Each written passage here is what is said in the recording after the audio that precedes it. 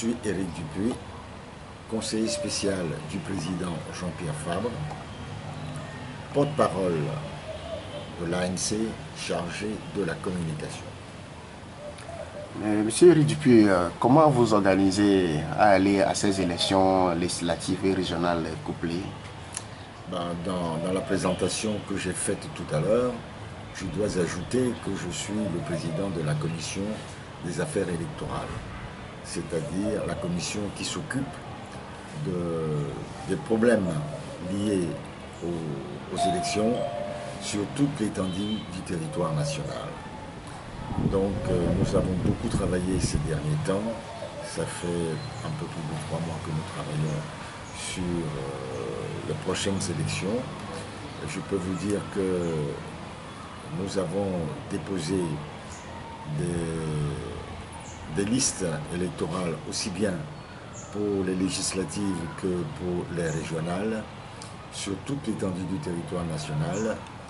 Et aujourd'hui, on peut dire, sans se tromper, que sur les 39 circonscriptions électorales pour les législatives, il y a une qui nous manque parce qu'il y avait des problèmes de pièces. Et pour les régionales, je pense qu'il y en a 2 ou 3 qui nous manquent malheureusement parce qu'ils n'ont pas déposé à temps les dossiers dans les CELI. Parce que vous devez savoir que pour les législatives, les dépôts se font à la CENI à Lomé, mais par contre pour les régionales, les dossiers se déposent dans les CELI au niveau local. Voilà. Et à votre niveau, comme l'a demandé les OCC là, et à votre niveau, ça a été fait comme la coalition que les OCC ont demandé pour les listes communes là. Nous avons dit depuis longtemps que nous n'avons pas l'intention de faire des listes communes parce que nous l'avons payé assez cher par le passé. Nous avons participé à de nombreuses coalitions et ce que ça nous a rapporté n'a pas été concluant.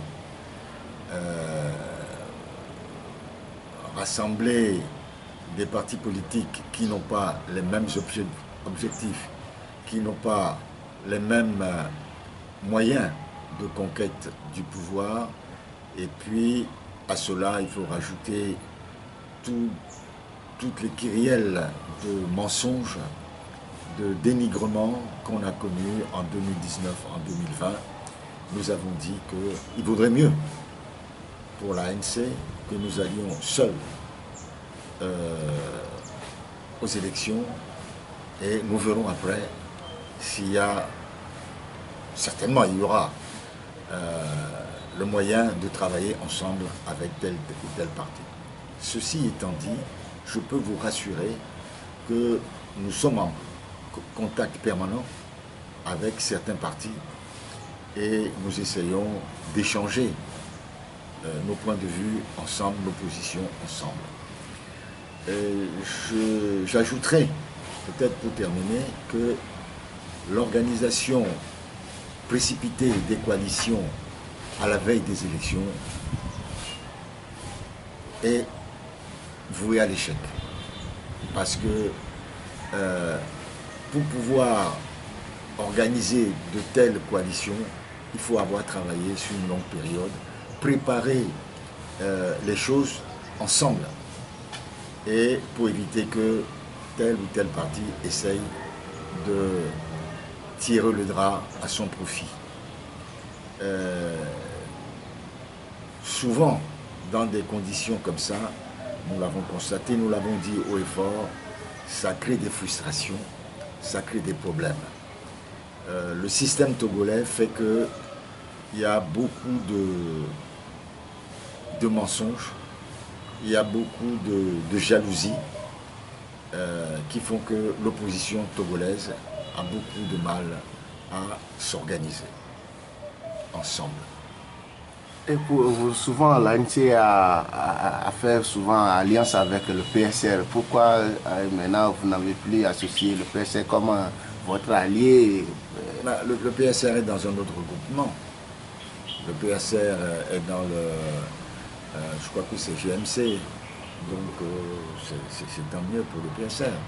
Mais nous sommes, vous savez, nous sommes en contact régulier avec le FDR également, avec d'autres partis. Mais faire une alliance, nous estimons que ce n'est pas nécessaire aujourd'hui. Avec la situation que la ANC a vécue, vous savez, je suis désolé, mais quand vous me posez la question, je suis obligé de revenir là-dessus. La cabale qui a été menée contre l'ANC et son président en 2019 et en 2020 a laissé des traces. Quand un archevêque dit à l'église que Jean-Pierre Fabre est un vendu, est un traître, c'est grave de conséquences. Quand on entend Brigitte Adjamagbo dire certaines choses où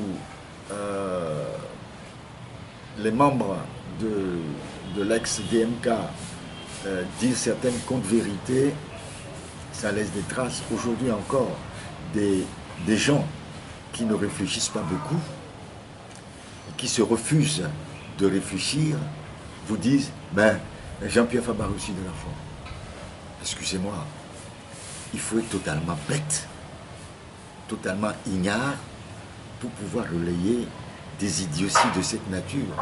Des idioties qui ont été inventées par le laboratoire de désinformation du RPT Uni, injectées dans l'opposition, et certaines personnes qui se refusent de réfléchir prennent cela pour de l'argent comptant.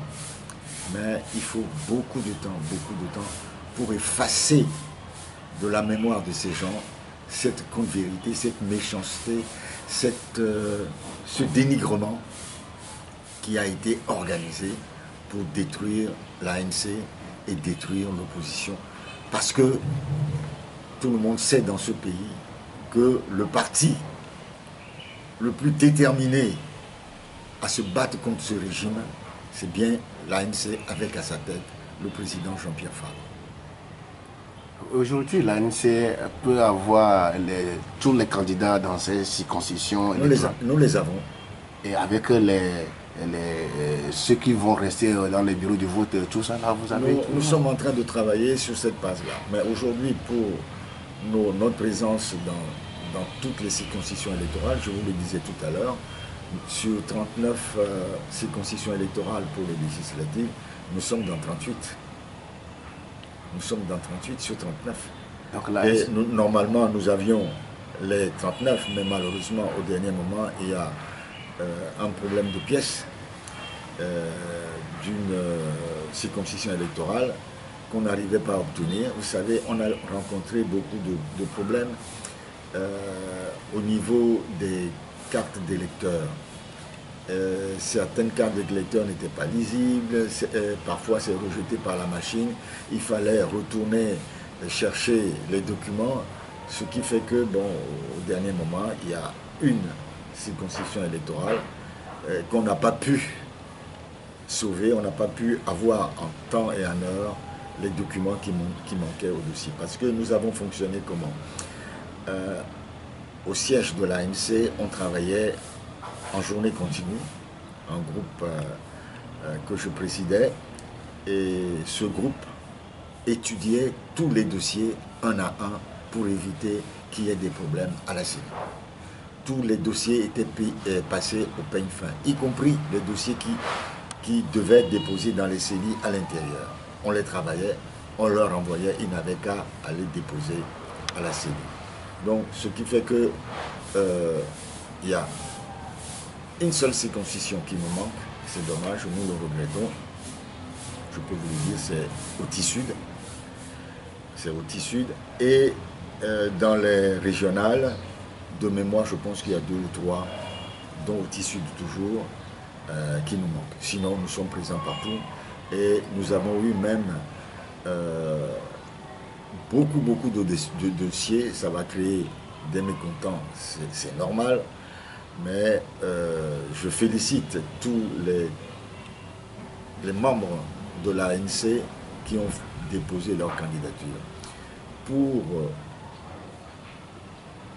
la préfecture du Golfe, pour une liste de 16 personnes, nous avons eu plus de 60 candidats. Pour les régionales, toujours dans le Golfe, pour 17 sièges, nous avons eu de tête plus d'une centaine de candidatures. Vous voyez l'engouement que cela a suscité. Et ceci aussi à l'intérieur du pays, dans les préfectures. Donc c'est une réussite pour l'ANC. L'ANC est présente et bien présente dans toutes les préfectures togolaises. Et pour les cautions des dossiers, comment vous avez pu avoir ces cautions? Je veux parler des prix qu'ils ont fixés pour les candidats. Aujourd'hui, la caution est fixée à 300 000 francs par personne pour les hommes et 150 000 francs pour les femmes. D'ailleurs, là aussi, on peut se demander pourquoi une telle différenciation entre les hommes et les femmes, puisque apparemment nous sommes égaux. Bon, ça c'est un autre débat.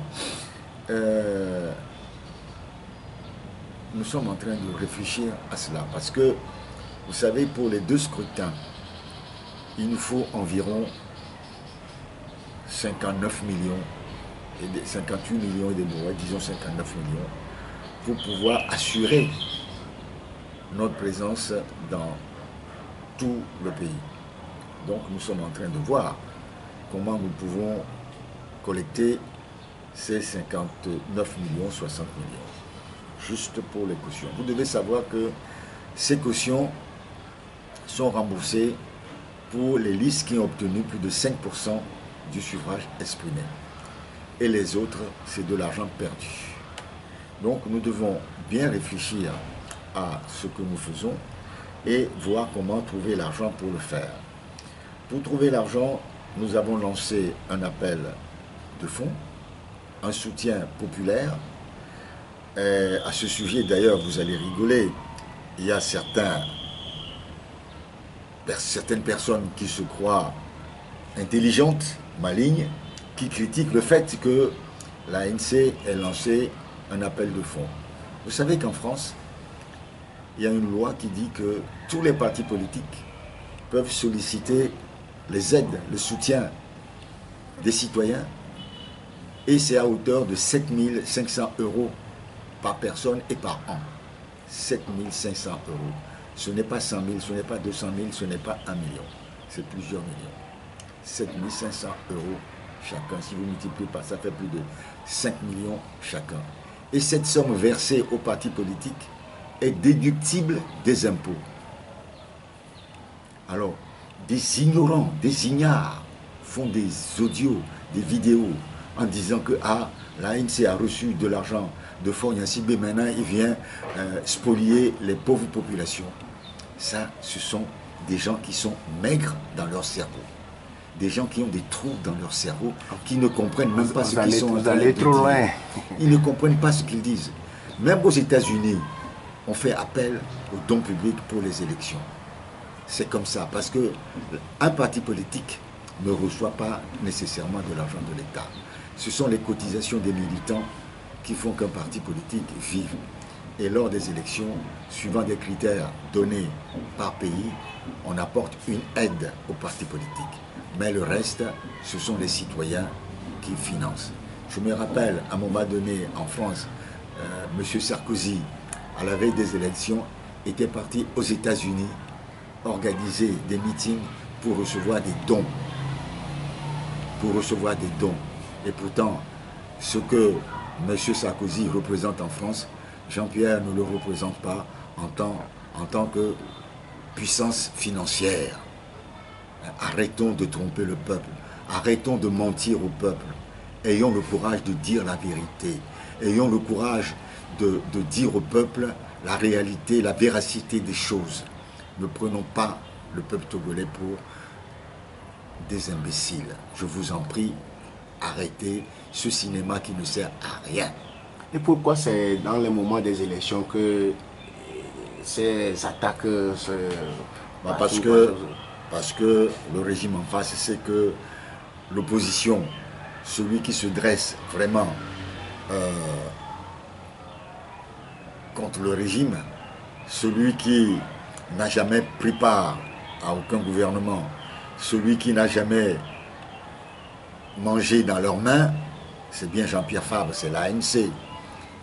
Si aujourd'hui l'ANC, Jean-Pierre Fabre devait aller manger dans la main de M. Faure Gnassingbé, pourquoi alors avait-il refusé de suivre M. Gilchrist Olympio et peut-être être ministre? Pourquoi l'avait-il refusé? Il aurait pu être Premier ministre à maintes reprises. Patrick Lawson aussi. Il y a d'autres personnes qui ont été sollicitées pour être ministre, ils ont refusé. Pourquoi l'auront-ils fait quand derrière ils vont commander? Ils sont bêtes, ils ne réfléchissent pas, ils ne comprennent pas la réalité des choses, ou ils sont tout simplement sournois. Arrêtons de mentir au peuple. Je dis arrêtons de mentir au peuple. Arrêtons de prendre ce peuple togolais pour des imbéciles. Sur Ridjeko, vous avez perdu l'un de vos camarades, je vais parler du docteur Agbeyomi Kojo, qui est décédé en exil.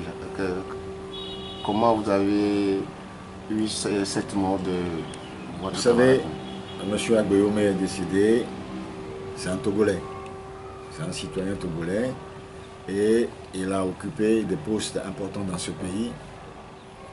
L'ANC s'incline devant sa mémoire et présente ses condoléances attristées à son épouse, à ses enfants et à toute sa famille. C'est vrai que nous avions cheminé très peu, un peu ensemble à un moment donné, mais nos chemins se sont séparés. Qu'est-ce qu'on doit dire? Paix à son âme. Merci beaucoup, monsieur Dupuis. Merci.